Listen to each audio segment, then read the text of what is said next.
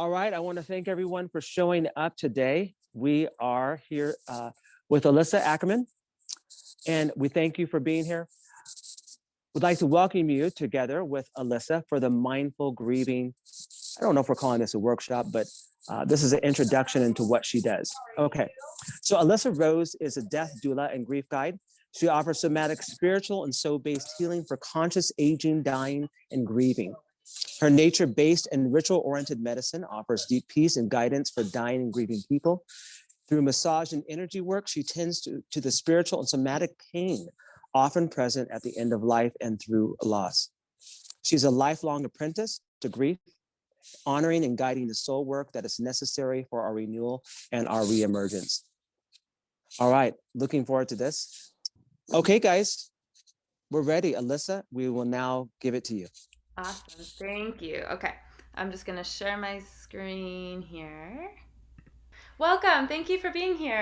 I'm so happy to see you and to get to explore this topic with interested people and people kind of willing to go into this space. Let me just make sure I have the chat open. Okay. So if you have questions throughout, please feel free to use that chat box.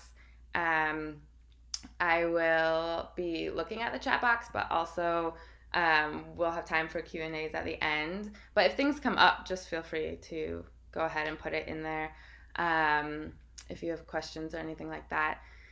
So today we're gonna jump into mindful grieving, and this is like such an interesting topic for me because initially I had so much resistance to this topic because it felt like we were trying to um, tame and like really clean up something that is like totally chaotic and out of control. And the more I just kind of wrangled with this, the more clarity it brought. And it became so obvious how much insight we can gain from applying a mindfulness framework to working with grief and coming into a relationship with our grief.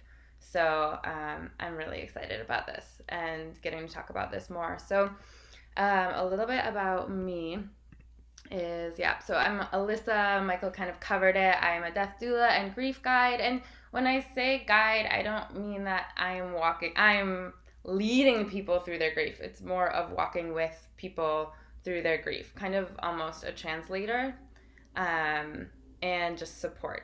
So as a death doula, I am a non medical person at the bedside supporting dying people and their families. So I am not giving medical advice or prescriptions or anything like that, but really supporting the spirit, the soul, the emotional aspects, the planning, and just really helping the family show up and be family and be able to really be present with their loved one.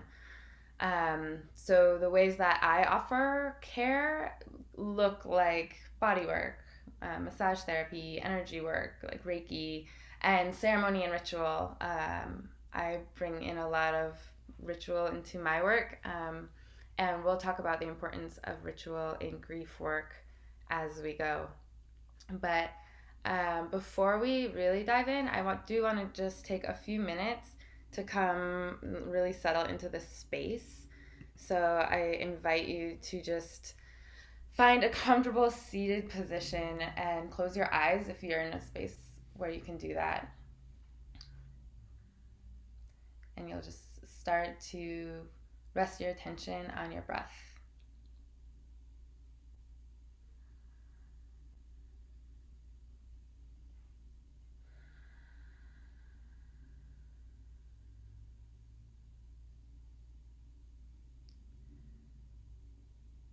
And I invite you to start breathing in a way where you're going to extend the exhale longer than the inhale. So if your inhale, you may count for a count of 5, and then the exhale for a count of 7.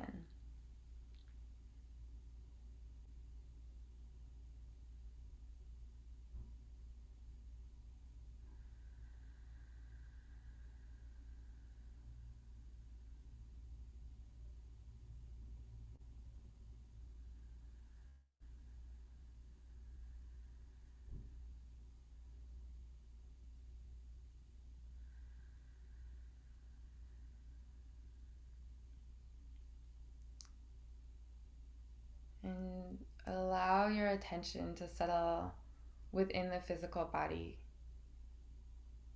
Just noticing any sensations that arise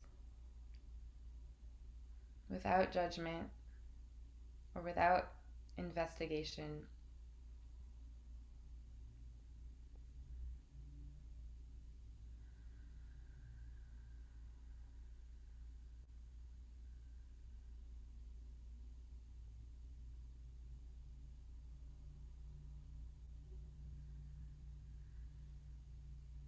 If you notice yourself getting distracted, just bring your attention back into the physical structure of your body.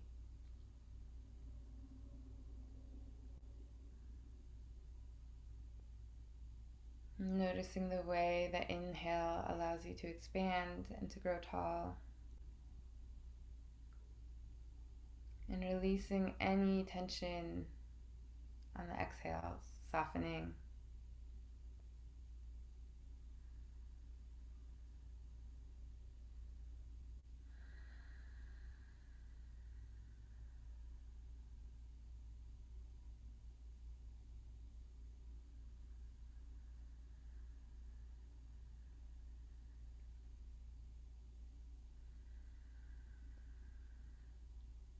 And taking a few more breaths, allow your intention for this hour session to come into view, to get really clear. What are you hoping to receive? And what are you here to offer?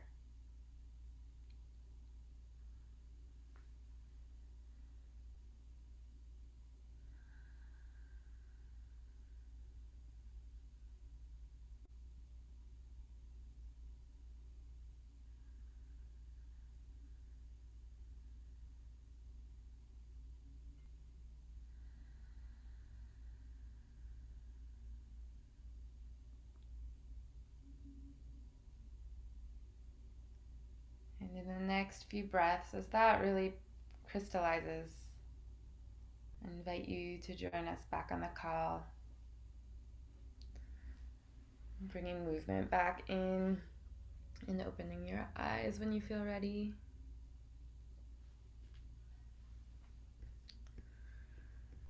All right. Okay, so mindful grieving, just a little bit of how today's going to flow. Housekeeping we kind of covered. Please feel free to use the chat. We'll be about an hour. I can go over if questions go over, but you can expect that kind of time frame. And if you need to jump off, you can do so. We're going to just jump into looking more closely at grieving and the role of grieving in life and mindfulness, and then how the two come together. And then we'll have time for Q&A. So to grieve is to love something that has gone out of sight. And to love is to grieve something that has not yet done so. This is a quote from Stephen Jenkinson, who is an incredible writer on topics of death and dying and grieving. And I think this really captures so much about what grief is and the role of grief in our lives. Because often we feel that grieving is the end of love. Like it marks the end, when in reality it's really just love in a new form, or love without being received in the same way it has been in the past. So when we grieve, it is that we are still loving that which we've lost. We just can't give it to the person or the dream or the job or the city in the same way. It's not received in the same way. And so when you flip that around and you think about the things that are actively in your life right now, and the people that you love, and the city, the place that you love, we love knowing the impermanence of these things too, knowing that we will be separated from them. And so this deep connection of love and loss and grief and gratitude is so core to our relationship with grief and our relationship with love. And I think it touches into some of the misconceptions around grief and the maybe weird ways we approach grief, or the ways we've been taught to grieve or not to grieve. Okay, so a few things I do want to cover here are kind of like some myths or ideas around grief that we can break apart a little bit. So this idea that when we're grieving the loss, it's the end of love, like it's the end of this relationship, is something that I would argue isn't necessarily the case. Like the grieving and the missing and the longing is for something that we really appreciated and really cared about and really loved, and us continuing to miss and care for and honor those things that are no longer with us is a form of loving. And the end of a legacy is another kind of misconception. People feel like a death ends the whole story, when really going through the dying process and the grieving process and the longing process is all a part of that person's legacy, or that place's legacy, the legacy of that which we loved. This idea that grief is something that you need to get through, like there's an endpoint, is really, really interesting to me, because it's kind of like mindfulness. Like you don't just get done doing mindfulness. You don't get finished. It's something that becomes less effortful, and something that you can weave more easily into your life. And maybe you don't have to sit at the mat for an hour to meditate, but you're, really mindful as you go about your day, and it weaves into your life. It's really similar with grief. Like it's not just a stage that finishes and then you don't have to feel that anymore. So when we can step away from that idea of it's something that you get through, and we can like integrate it and weave it into our lives, I think we really equip ourselves better for living in an expansive, beautiful way. And so grief as something that happens to you. Again, like grief is a skill. Grief is something that we actively do, and something that we can work with. It's a relationship. And so it's not just something that happens to you, it's a way in. Like it's a way into your transformation. It's a way into totally like massive growth, right? And though mindfulness and applying mindfulness to grief won't make it clean and it won't make it not painful, it can really support us in opening to life and experiencing love in a bigger way. This idea that there's something wrong with you if you're experiencing grief, or if you're grieving, or if you're sad, is a big thing that it comes out a lot now. So grief as something that can happens to you, it's really just this relationship, right? Coming into relationship with grief and your sorrow and sadness. And mindfulness helps us become more resilient and trusting of that relationship, knowing that we will come back no matter how broken open we may be. But we're not the victim of it. Something's wrong with you. Yes, we're in like such a time of be happy, be grateful. If you're not happy, you're not trying hard enough to like learn the lessons from this hard thing, right? And though there are lessons in hard times and through trauma, definitely we can learn, but you really have to feel it. Like we can't think our way out of this. We really have to be present to it, and we really have to learn to support other people in their griefs. Often people don't want to be a burden to someone else, and so they might grieve alone, or they might keep sadness private because we don't want to burden other people. So the stronger we can all become in supporting each other and witnessing suffering and witnessing sadness for ourselves and for others, and holding this really sacred space so sadness and grief can be expressed, the better off we all are, and the more connected we'll all be, and the more held we will all feel when we go there ourselves. And the more maybe helpful and loving we may feel as friends and family, because we can hold space in this way that is being asked of us but can feel really uncomfortable. that piece of just how are we with someone else's suffering is a huge mirror for us. And that's part of why I got into this work, is just witnessing my own discomfort in with dying people, my family members, and witnessing my family's discomfort, just supporting people who are sick and dying, and the need to like do stuff, need to like talk to the doctor or get the person to eat or do something in order to feel okay, when the person really is just wanting quality of presence. They're just wanting to be together. And so coming back into our own ability to be with our own discomfort is a huge piece of just being with grief, our own and others.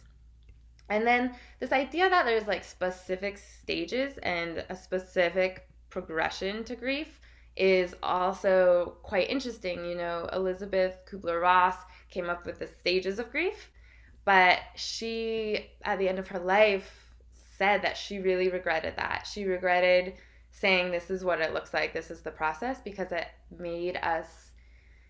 helped us pathologize it more, and it helped us say this is normal and this is not normal. And so it's been a little bit it's been used in a way that's been hard for people, and we've identified it as complicated grief, and it just didn't leave space for grief to look really different for people, because it is universal, but it's also super unique.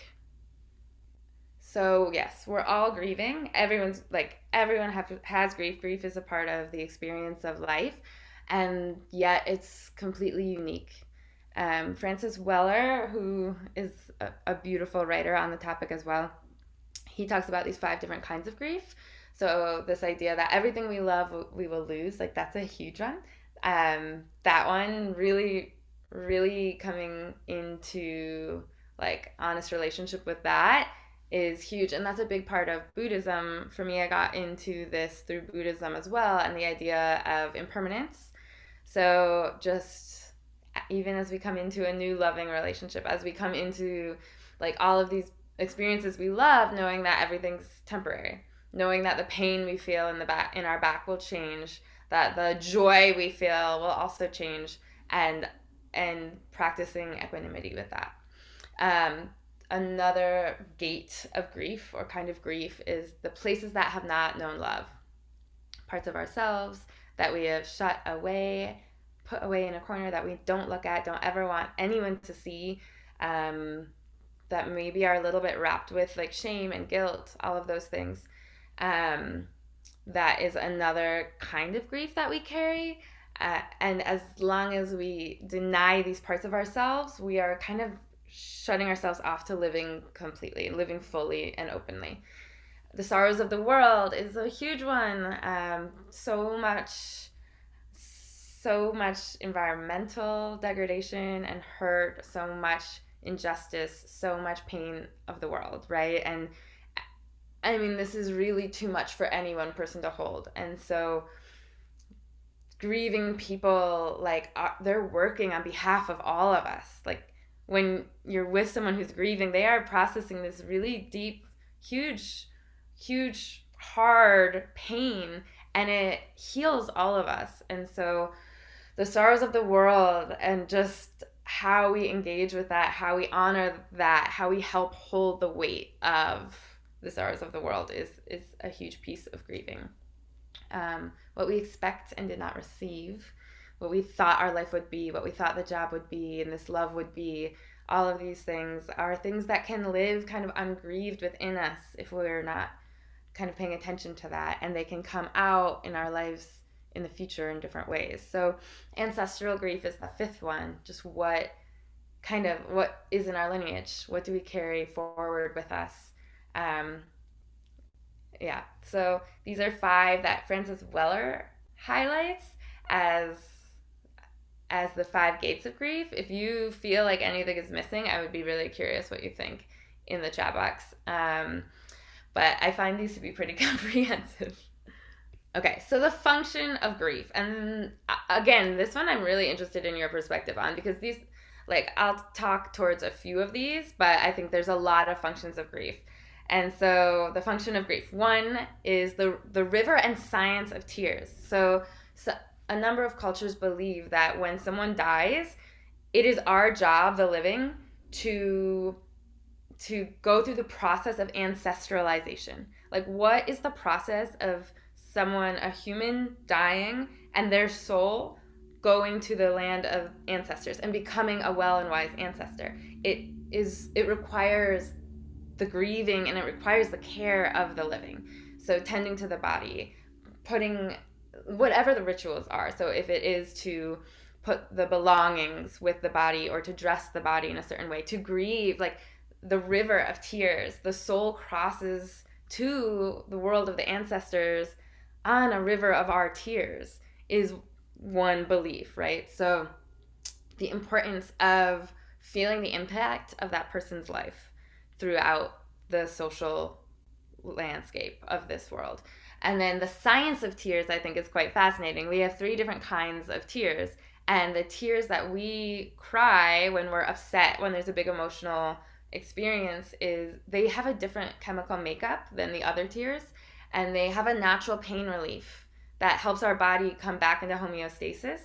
And also when you see another person crying, it immediately triggers empathy and compassion within you. It's a bonding that happens upon witnessing someone else's tears, which is a really important part of the legacy of that person who we're grieving, or that thing or place that we're grieving. So love and gratitude, the function of grief, again, is a way of loving. It's a way of expressing gratitude. Like, beneath it is love and gratitude, even though the form of it is grief. Legacy and connection spoke to a little bit, right? Like, what are the relationships that are built from that loss? How do they change? How do we support each other? How do we honor this person in our community, in our even just one-to-one relationships moving forward? Because their legacy doesn't end at death. We continue it forward. And so that's a huge piece of this. And then transmuting versus transmitting is another piece. Richard Rohr speaks to this, and he says that any pain that is not transmuted will be transmitted, which I just so see play out over and over. And we see that play out, I think, even in new relationships. When you are falling in love again, you can see and feel your old things surface that come up and are like, hey, ready for you to look at this now. So that pain that is not transmuted is transmitted, and often transmitted to the people closest to you later on in life. If there's things missing here, I would be really curious if you think there's other functions of grief, because I'm sure there are many others, but these are some that really have stood out to me. Okay, so I just want to take a little bit of a pause here to see if there's any questions, and also to just kind of settle back in, closing your eyes and coming back into your own physical body.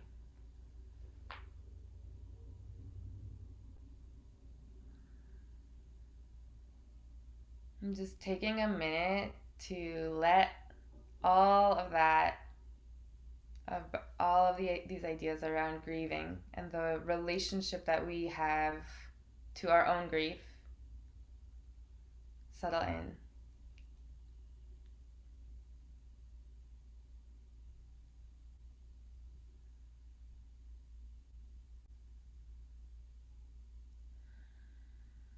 And create some spaciousness.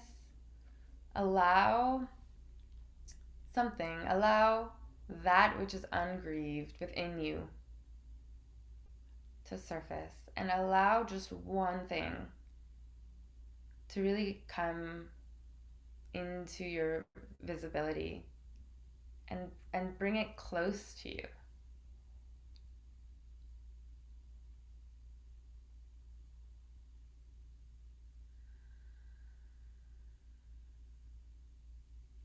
Whether it's a person or a dream that you had for your life, or a place, a pet, a part of you.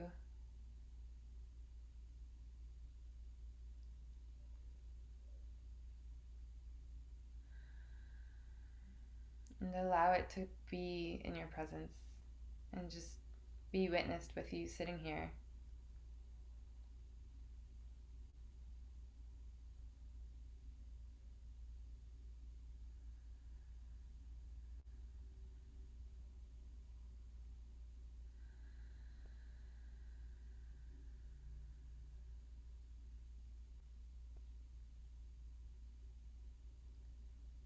And take a little bit of time to just consider what your grief is asking of you.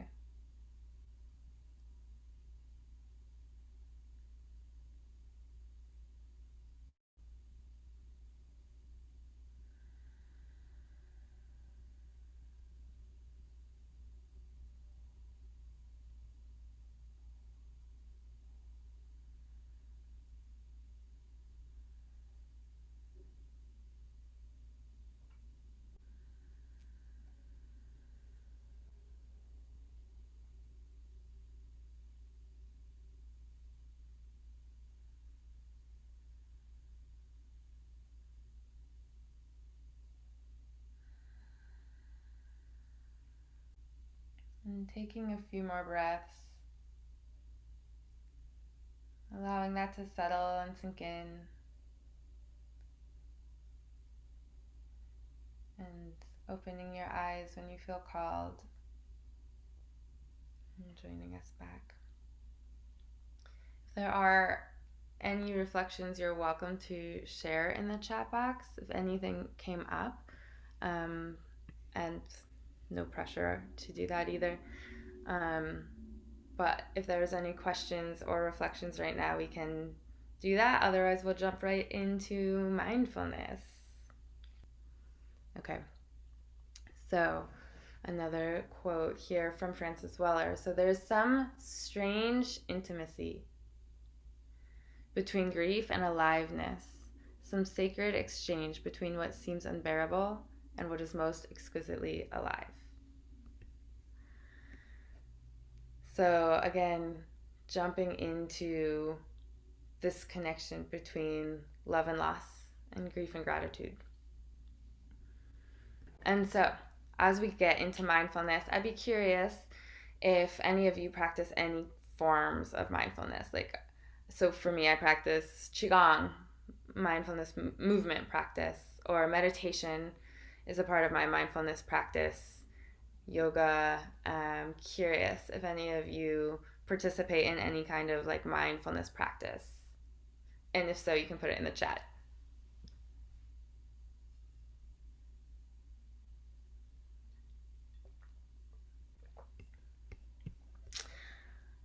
Yoga, meditation. Great.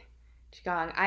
I try and weave mindfulness into the day, like I'm brushing my teeth. I'm trying to be present while I'm brushing my teeth, instead of at work already or in yesterday's conversation. Doing dishes, that's a good one. Quiet mornings, singing, yes. Reading, yes. Amazing. And so I am really curious why you specifically practice these mindfulness practices. What impact or results are you seeking from these practices in your life?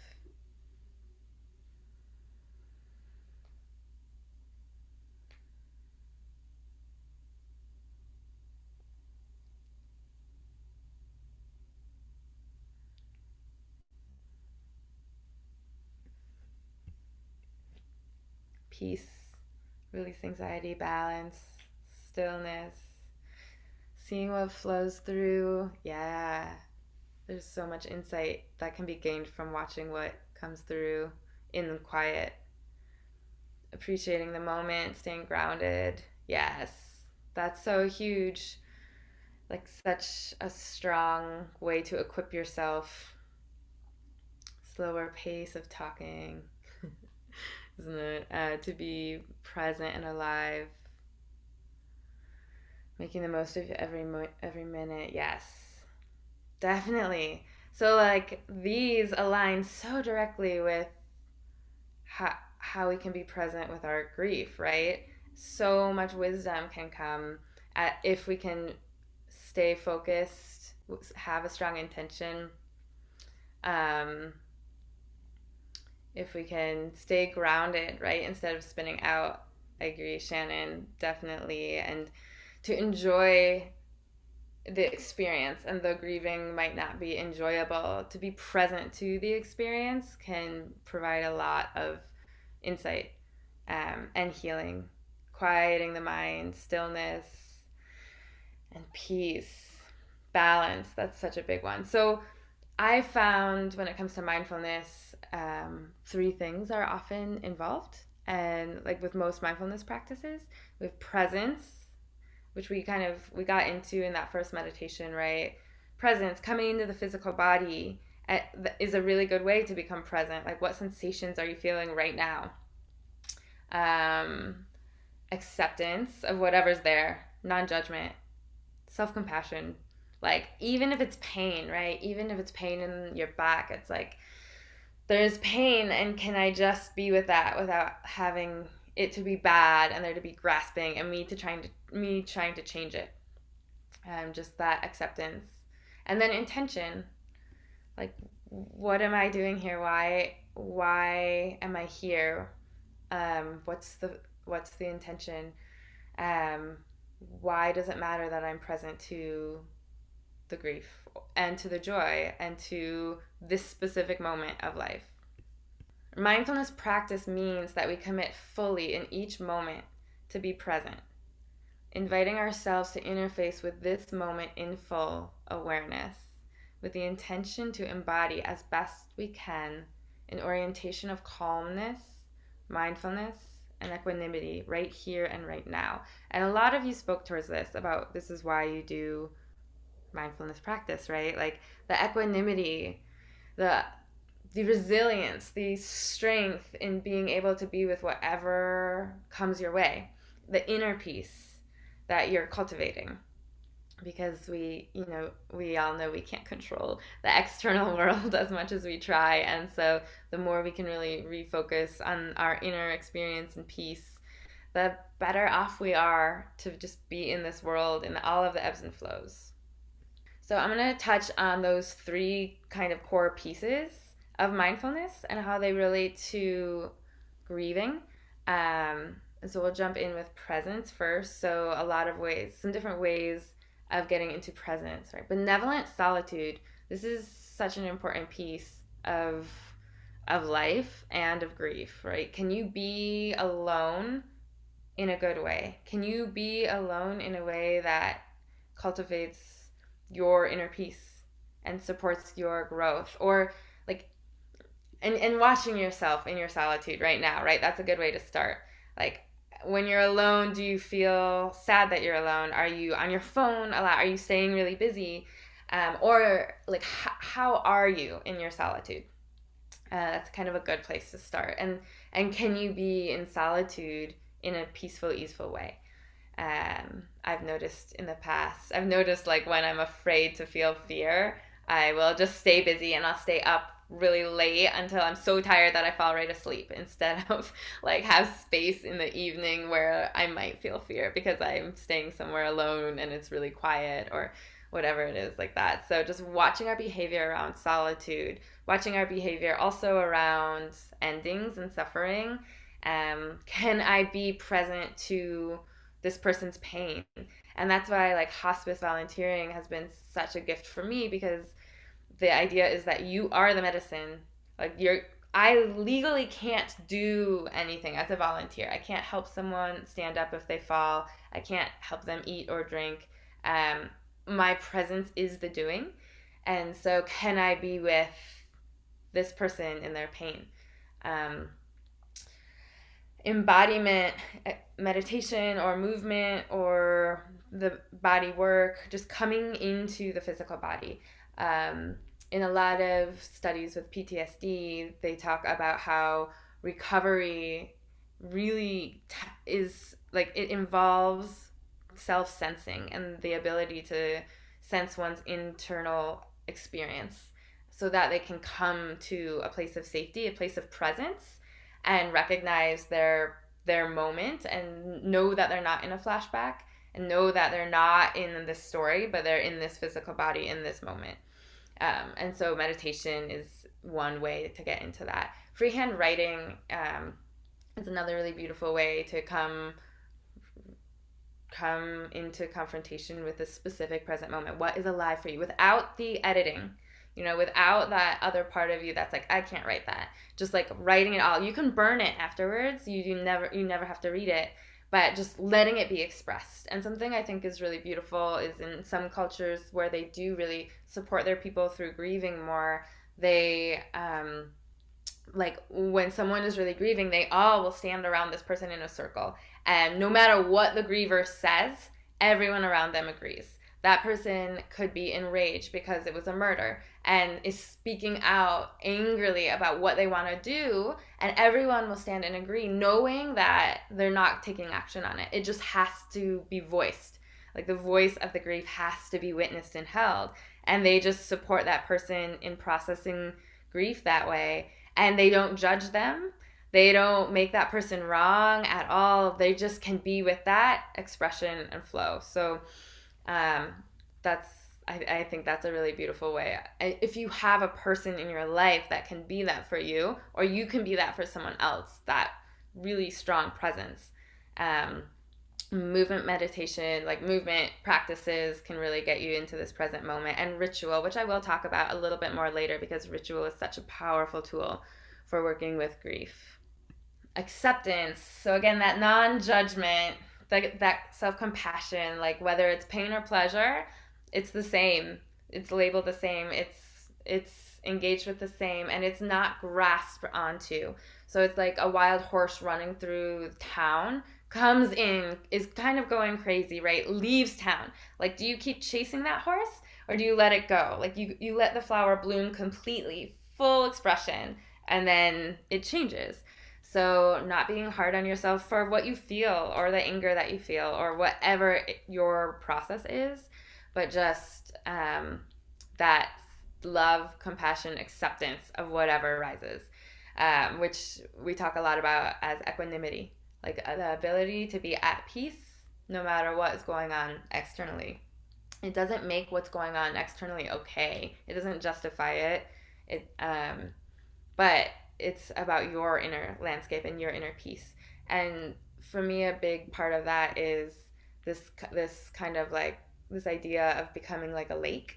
And so when I get really focused on like one specific issue or challenge or struggle or sadness, our world can get really small, and it can get really just focused on one little thing, and it can make it really hard to feel like, okay, I'm grieving, but I also feel joy because of this, because of this person who's tending to me so well, or I also feel like just so taken care of in this way. And is it okay to feel both? Like expanding our capacity to feel multiple things, and to know that just because I feel joy also doesn't mean I love the person I'm grieving less, or that, this loss doesn't matter, but holding both.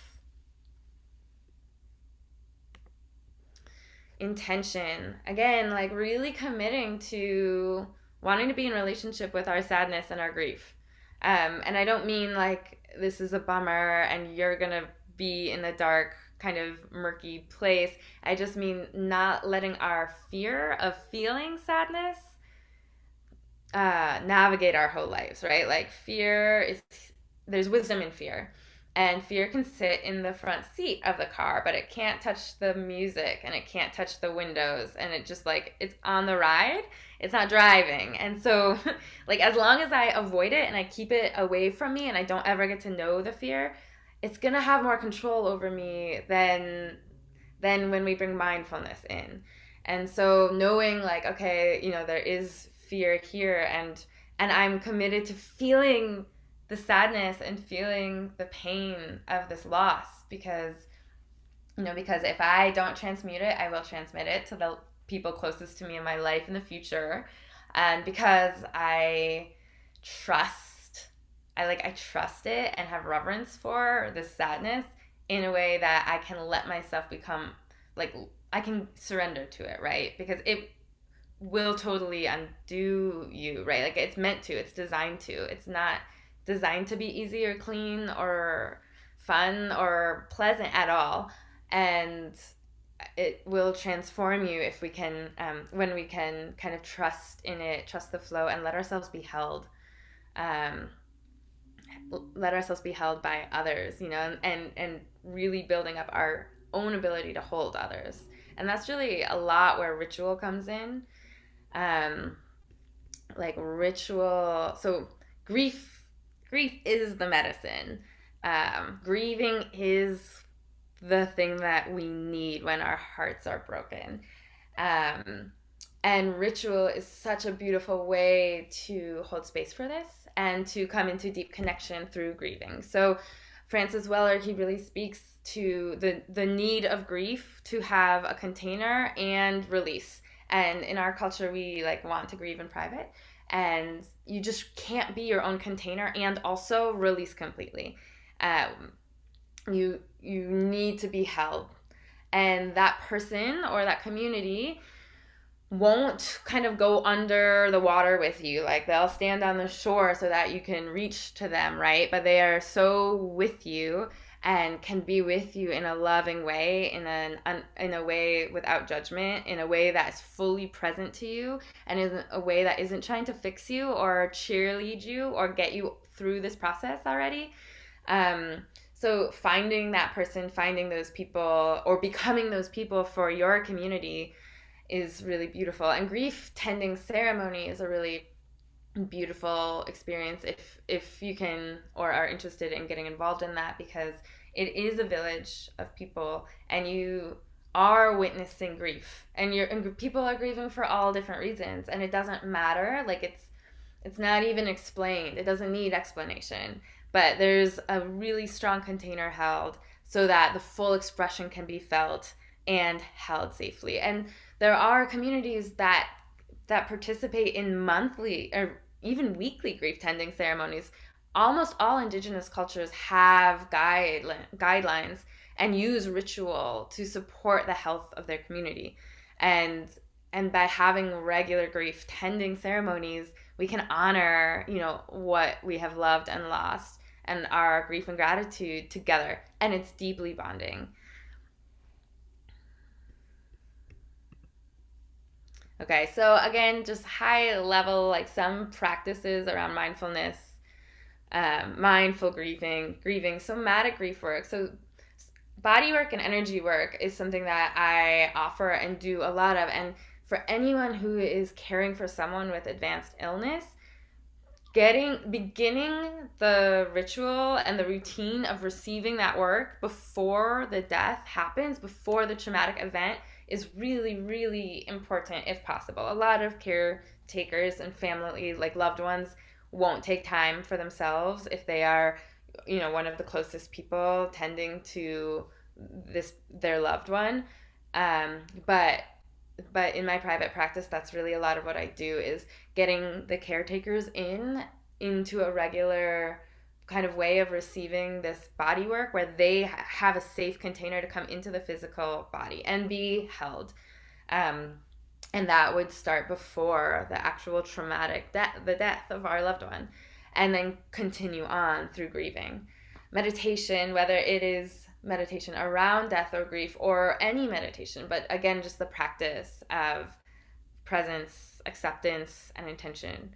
Coming back to that, remembrance ritual is really important and huge, because like a lot of people fear being forgotten, and a lot of that fear is because we don't have remembrance rituals. We don't actively engage with the memory and love of our ancestors, and so like of course there's fear about being forgotten, but the more we can integrate that into our lives and share that with others and speak about the people that we've lost and the things that we've lost and have safe spaces to do that, the more we can work with that fear of being forgotten. Expression, whether it's writing, song, sharing, just speaking, having a place you can speak, is really a beautiful part of mindful grieving. And they've done a lot of research to find out the benefits of really writing, like writing, free writing about the emotional experience of this traumatic event. Can be really healing. And then grief tending ceremony, or coming into community around grief support groups, grief ceremony. Those things can be just really healing through this process. Yeah, so where there's sorrow, there's holy ground. I think like you probably all know that, which is why you're here. I bet like there's a deep knowing of that, and so just the more I think we can ripple out into the world and support, remember that we've always cared for our dying and we've always come together for grieving. Like it's within us. You don't have to be qualified to be with someone who is grieving. Like you just show up in strong presence, acceptance, and with intention, right? So just lastly, like high level, if you have any questions or any interest in exploring this more deeply, please feel free to connect with me and consider me a resource for you and your communities. In terms of like how I can support you or your communities is through, somatic grief work, sacred energy healing, meditation. Also, I host a monthly death salon, and this next one is coming up this Thursday. So that's a place of kind of sharing around dying and grieving topics, and coming into community around that. Death cafes are another option. They have them all over, and right now they're virtual. So there's a lot of ways you can jump into conversation around dying and grieving. Journaling is huge as well. There's an online, I've just posted a 1 month, daily prompt for writing through grieving on my website, and there's a lot of ways to do that. But writing is a really beautiful way if that's something you enjoy doing.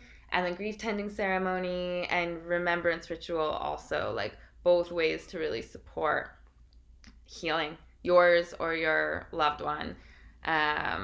And that wraps up my section, and we have a few more minutes if there are any questions. I know some of you work with people who are dying and grieving, so if you have any experiences you want to share or any personal experiences, stories, or questions, the floor is open for Q&A.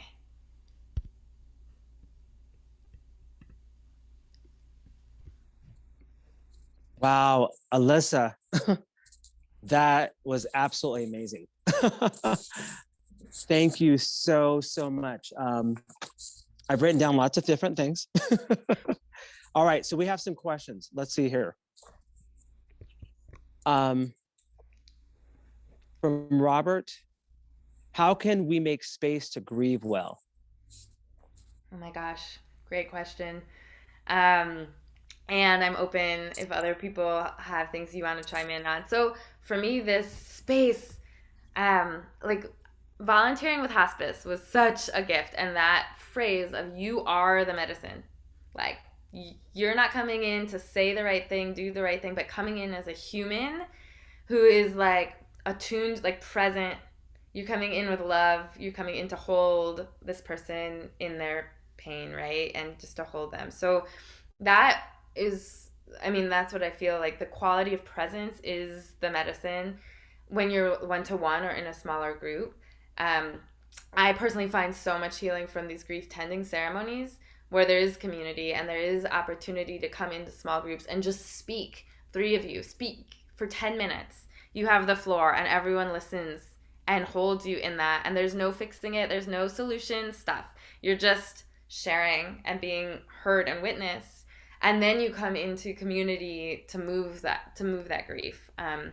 One beautiful way too is the natural world, like going to the ocean, it's an offering to the ocean or to the forest, and you can be held by the earth so well in that way. But I do think if you know a few people, you're like, these are my people. These are the people that can listen and like hold space for me, or inspiring your people to find their people who can hold that kind of space. Yeah, good question and worth continuing to explore.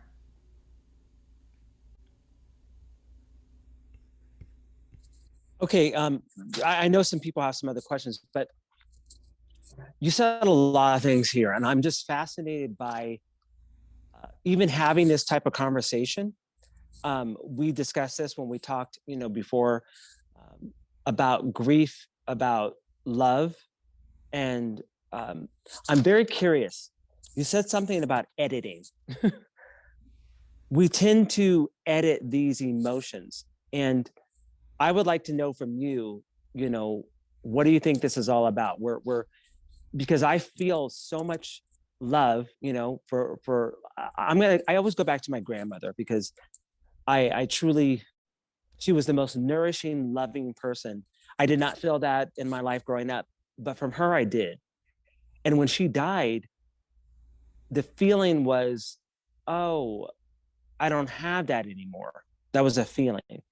But what I recognized was that, wait a minute. I never really saw her a lot throughout the year as I got older. And whenever I would think about her, I would feel the same feeling that I would feel, like love. But when I would think about her being gone, it felt painful. So then that was the start of me like going, well, wait a minute, what is this? And so you said something about editing, but could you talk about that? Like feeling love, but feeling pain. But yet, are they the same thing? Are they different? What is this all about? Yeah. Oh my gosh, that's so insightful of you. Totally. Like, and actually I just felt that recently, being away from Portland, being away from the ocean and the mountain. I've had times of like deep longing for the mountain and the ocean, and I'm like, we're still in relationship. Like, it's like being in Oregon when my family's here. Like, just because I'm not seeing them doesn't mean, we're dead to each other. We're still connected. And so that combination of that pain and love, I think is like, it's totally real. It's built on this idea that things are going to be like this forever, or it's like it's going to stay this way, right? And that person or that place gives me whatever the feeling is. Like, this feeling that I have, that I love from my grandma because she's so tender and caring for me, I can only get from her giving it to me. Oh wait, you're on mute, I think. Yeah.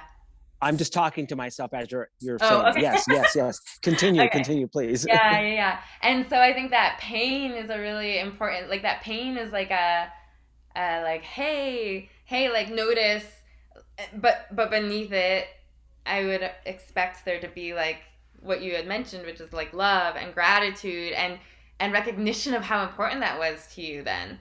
And though it's changing and you're not getting it in that form from her directly, you were opened up, to it by her. And you can have that feeling and that experience in your life moving forward, just not received by her in the same way. Exactly.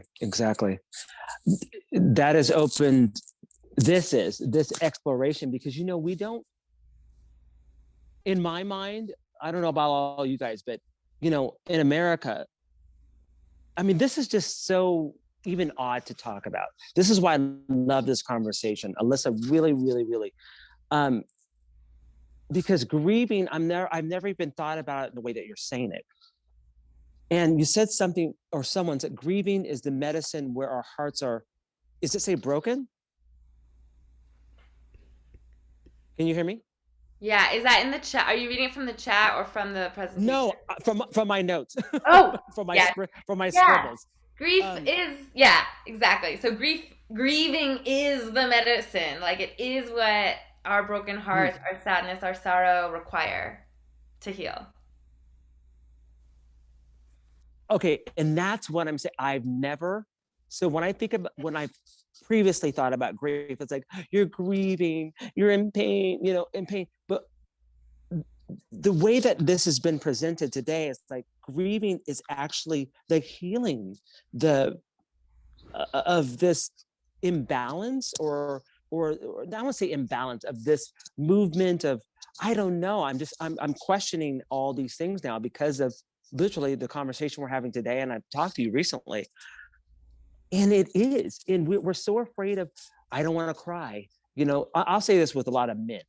I do not want to cry. I heard someone say, if I cry, I don't, a friend of mine said, if I cry, I think I'm never going to stop. And that was huge to me.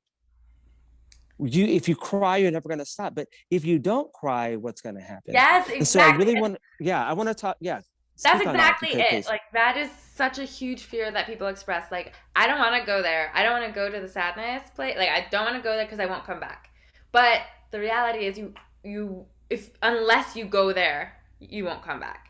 Like you actually have to go there in order to come back and come back with medicine for your village or community. Like going there is the healing journey, and it is the transformation. And when we see grieving people, well, like when someone is grieving, they are doing work for all of us. Like they are doing healing work for all of us, like ancestrally and into the future and collectively. Like that's what I believe is like they are, really willing and they are present to this and they are doing deep healing that touches all of us.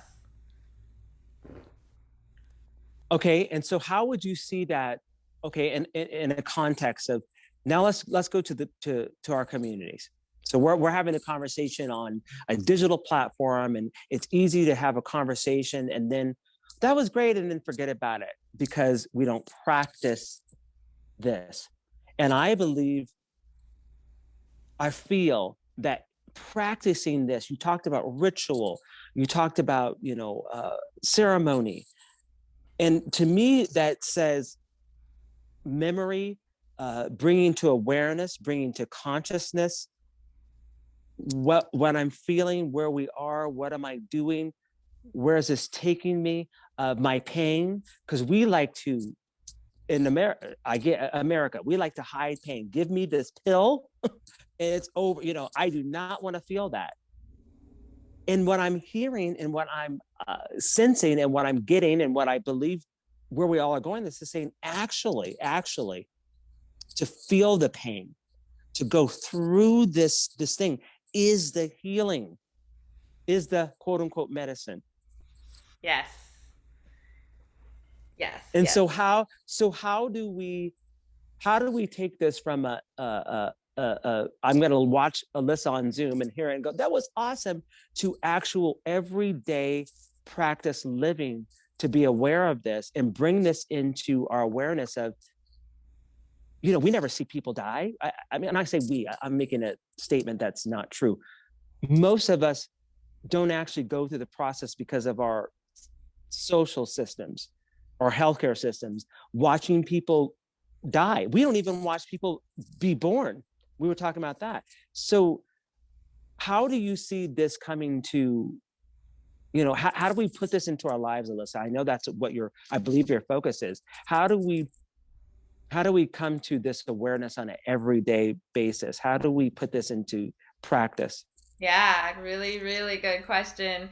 Um, I mean, I think bringing the mindfulness forward in our lives, I think not feeling, well, I'm not trying to abolish the feeling of fear because I don't think that is the goal at all. But like often when someone is grieving near us, there can be a lot of fear within us of like, I'm scared to say the wrong thing. I don't know how to be with them, And when we feel that, instead of staying away, leaning in, like coming to them and knowing that silence is okay. Like knowing that just your love and quality of presence and humanity, your humanness is so healing.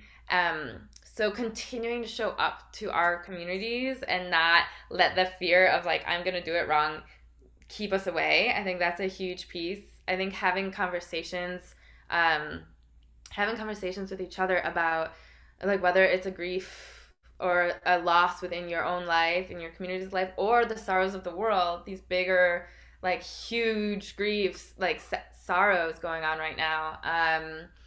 But like opening the conversation, and then that can also look like joining a weekly or monthly conversation like the Death Salon, Death Cafe, grief support group. Even if you aren't like, oh, I have a specific thing, like going and being witness to other people and their pain. And that's one really beautiful way. Volunteering with hospice is a really beautiful way to build your own strength in that. But yeah, I think also like a lot of us are working with therapists, which is awesome. And I just also would love to accompany the talk therapy, which helps us understand why we feel what we do, but it doesn't change how we feel. It doesn't change what we feel. Like we have to do that through the body. So bringing in the somatic work or that energy work to accompany the talk therapy through grieving and to get out of the idea that grief is something you get through, something that happens to you. It is now how we love that which is separated from us, right? And it will be woven into the rest of our lives, and beautifully so, like with many gifts, but not without pain and chaos and struggle too, right? Can I say something? Beautifully said. Yes, please, So, please. I think what you're getting at is, I mean, if I can summarize it in the shortest way possible, is that grief is the most ultimate conjunction of love and loss. One of the things that I had happen a few months ago was I fell in love with someone truly and completely, and when I experienced that emotion, I also experienced the pain and loss around losing my last sort of significant love. Right? It was almost like allowing my heart to feel allowed everything to come in. So, and one of the things about when my dad died, I've always been a person, sort of the way that I survived all the trauma and violence and murders and sexual abuse that I grew up with, was to turn off the feeling, right? And then when my dad died, that was not an option, right? It was not an option. Like that emotion was going to come through. So I think, just getting to a place where we feel the emotion, not necessarily think about it or anything, but just to feel in our body the way that it's showing up, and then, a life, we cannot sort of reflect on the whole of a life till someone passes away, right? And it's when that person passes away that we begin to see sort of the whole of that life. And then, we live in such a culture where we feel like we have to know how to do things, but it's important that we see this sort of as learning, right? Learning and reflecting on what that person has brought or is bringing to our lives, what that means for us. And sort of one of the interesting things that I have experienced, with the loss of my father and the loss of my homie Joaquin, my little brother, is that I felt like in a way like their spirit came to live through me, right? So my dad brought this sense of love. I mean, my dad was a lover, right? And was very confident. And I could see that sort of come out through my face. And then Joaquin, had this sort of beautiful sense of humor, this loving sense of humor. And then that spirit. So as we reflect on those who have come before us and have gone, one of the things that I've written about is that we live and breathe their DNA because we have shared such intimate spaces and times with that they become a part of our very being. But Alyssa, you presented so much, and it's really interesting to think about how other people have come to, what is the most useful or amazing thing that has come out of grieving, that has become sort of a living and powerful force in their lives. Yeah, wow. Thank you for sharing that, how it's kind of come in through your life and their essence, the essence of these people and the lives of these people continue to live through you.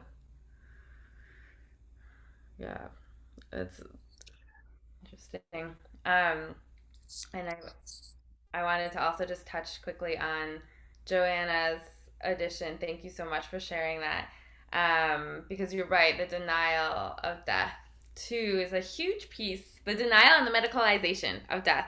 We have always cared for our own dying until 150 years ago when we, separated it and put it in hospitals, and we don't let people die. They have to be fighting, fighting until the end, and we don't let them have a time of just of being able to be dying, without it feeling like a medical failure anything like that. The fact that dying is so much happening so much in hospitals right now instead of in the home, and that we don't feel qualified to support our sick and our dying ourselves, is a huge piece of that gap. I think I'm really glad you brought that in, because that's a big piece of it, and that fear keeps us away and keeps us calling the ambulance to take them to the hospital, because the intention is good, right? We want the best for them, and we don't think we can provide it, is maybe the gap. That thank you, both of you guys. Was it Robert? Because I'm looking through here. You just, this is why I love conversations. Like, you don't know, I love these things. I'm like, okay, we have an hour. This is why this is going to be continued. Alyssa, honestly, I have never met anybody who was really bringing this up. And so when I met you, this was clear. I'm like, this is huge. This conversation and what you just said, Joanna, is it Joanna? How do you spell that? I can't see. So how do you say the name? Johanna? Johanna, yes. Johanna. Could you speak upon what you're saying? Because I think that is very poignant with what's going on right now in our world. Yeah, I just, without, let's see, we're in such a PC world right now. I apologize ahead of time if I offend anyone who takes a different take on what's going on, but I felt from the very beginning that this whole COVID thing is a, kind of, it's an opportunistic grab at using illness to, it's almost like, control the lives of people and take away their own sovereign ideas of what health is for them, and illness and even death, and this it's like a manipulation, and regardless, there'll always be vulnerable people to these types of viruses and infections, but it's gotten way out of control, and I feel like the fear mongering has, and the propaganda around it has so captured people that I just have never seen so much fear around just being around another human being, much less sneezing or getting ill yourself. What happened to just thank you body for being able to expel and get rid of an infection? Like what happened? And I'm grieving just because of cancel culture. I'm grieving because there's no Red Sox games and people aren't cheering for their team or whatever it is. I'm grieving because I can't get together with people and go to a concert or travel freely without being told that, I'm some sort of disease vector that's going to kill you if I don't triple mask myself and prove that I've gotten experimental gene therapy. There's no way. The freedoms that are being taken away from us, it just boggles the mind. But I think your work, Alyssa, I really think it's like our work. It's like anyone who feels connected to this type of sacred work around death and dying is so, it's an opportunity to soothe the soul of the greater collective. Maybe not everybody's going to hear this, but every person that brings the sacredness into their own experience of loss and that of those around them is going to, it's like a balm, it's like somehow that hopefully is just going to wake people up from this nightmare that I feel like we're experiencing right now. I'm very concerned, and I am very triggered by it, and I'd very much like not to be triggered by it, but I am. I get very agitated when I see people captured by fear, You know, it's just not, we need to be captured by love and by trust of our bodies, not by, we need the government to save us. This is just, So anyway, I won't go on, but your work and the way you present it and your slides are so beautiful. And I mean, I'm a very visual person, so like, I'm like, oh my God, I could just, Oh. and I work with clients, as well, and I'm just slowly, by word of mouth, and sometimes I'll have clients that will express, a loss, but or even socially recently, a woman that I tried to get on this call, oh yeah, I've lost this, that, and the other. I'm like, what? Like they just talked about it like it was just like the weather. And I'm like, wait a minute, what do you mean you've lost a brother or this and that? And and then I immediately thought, because I saw your first presentation, doula presentation, and I said, oh, I've got to get that. I don't know if there's a recording of that, but I wanted to get that to her, even though I don't know her that well, but I know that she's conscious, and I know that, but it just was so clear that she was going to be strong, and this was not going to be something she couldn't talk about. Yes. Oh my gosh. Well, please email. I think we do have each other's email because we can connect on that. And I'd love to hear about your experiences and practice. And thank you so much for speaking up. Yeah, there's so much to be grieving right now. There's so much loss of all different forms, and there's so much pressure to grieve privately, to not be a burden, because it makes other people uncomfortable if you're not happy and presenting as happy, right? And so the more that we can normalize it and like talk deeply from our hearts, and I think there's such a cultural emphasis around like spirituality and ascension, and like we have to do the descent, we have to do the sacred soul descent work of the roots of the tree if we're going to continue to grow. Right. There's a free birthing culture now where women are trying to give women the permission to free birth at home. And there's something called a radical birth keeper, where it's not a doula that's going to do it for them or make sure they're safe. It's actually giving them permission to birth, free birth. And I feel like death is the same thing.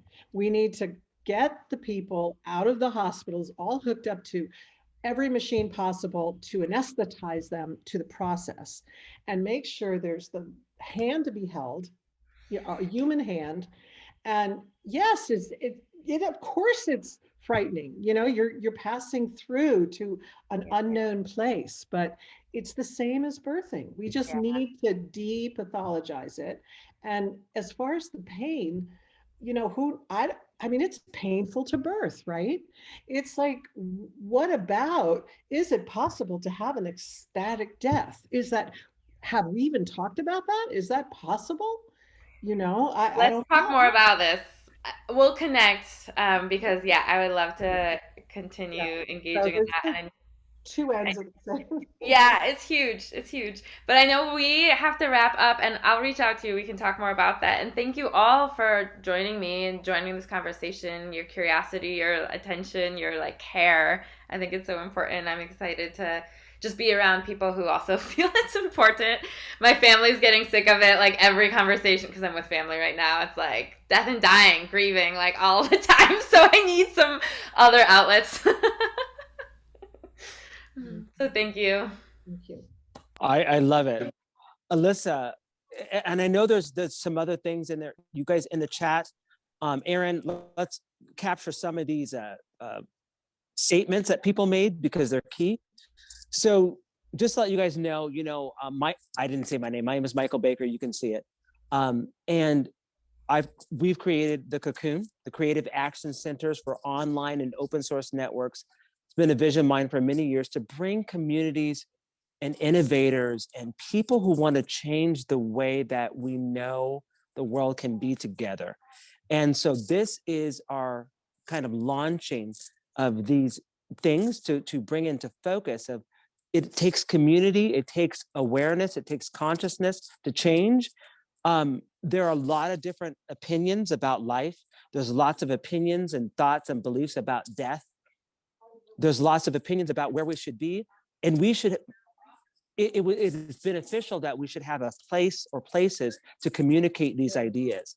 And Alyssa, I thank you for sharing this. This is a continued conversation, everyone, that I'd like to hear from other people. We'll have other people on board. It is time to do what you said, Johanna, to the integration you said, Alyssa, with everything. It really is about integrating. It's not about a right or a left. Can you guys still hear me? A right or a left or a this or a that. It's really, what is life teaching us, and how can we integrate ideas to help you where you are at?